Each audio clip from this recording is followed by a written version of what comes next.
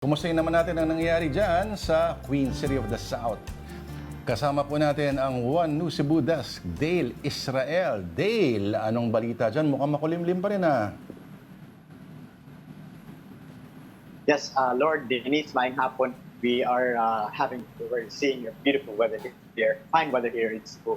Now the sun is up all morning, and now it's pretty much nice weather. But we have tragic stories here in Cebu because a 33-year-old construction worker died from falling from the 17th floor of an ongoing construction of a condo building in Barangay Apas in Cebu City. The fatality was identified as Michael Isidro, a painter who hails from Talisay City, Cebu. His colleagues were looking for him at first because he did not time out or punched out past 8 p.m. They later found his body inside a construction manhole at the bottom of the building with broken legs and other parts of his body. According to the Mabolo Police Station Chief Major Romeo Caafo Jr., Isidro was tasked to paint certain portions of the 17th floor.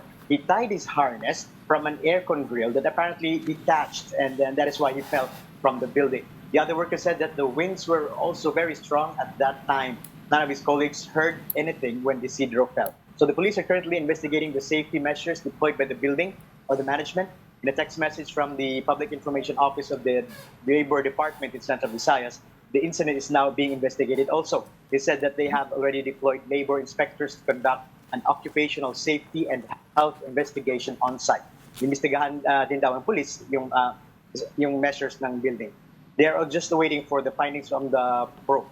In other balitang dako, a 33-year-old was also arrested during a buy-bust operation Monday night for allegedly selling illegal drugs in Barangay Mabolo, Cebu City. The suspect was identified as Carl J. Kinyal, alias Ikid, and was allegedly found with 1.2 kilos of suspected shabu, which is worth 8.1 million pesos. The police's drug enforcement unit said the suspect was subject to a surveillance for 3 weeks, and they found out that he can dispose some 3 kilos of drugs per week. It was also found out that Kinyal has a contact with a detainee in the Cebu City jail, was actually coordinating with him on the activities in the city. Kinyal will be facing charges for violation of the anti-illegal drugs law.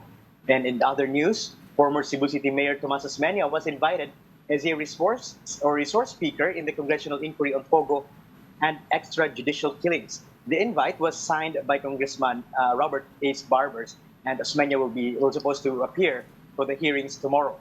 Osmeña is one of the critics of the Duterte administration, as well as a vocal critic to the administration of former Cebu City Police Director Ruyina Garma before she was appointed as PCSO chairman.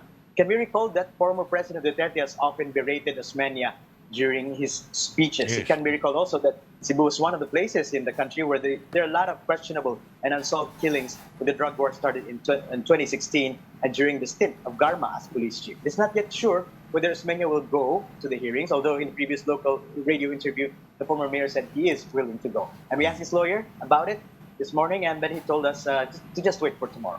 There's a big story here from Cebu. Back to you guys. At dapat linawin lang natin, si Garma ay dating Cebu City Police Chief. No?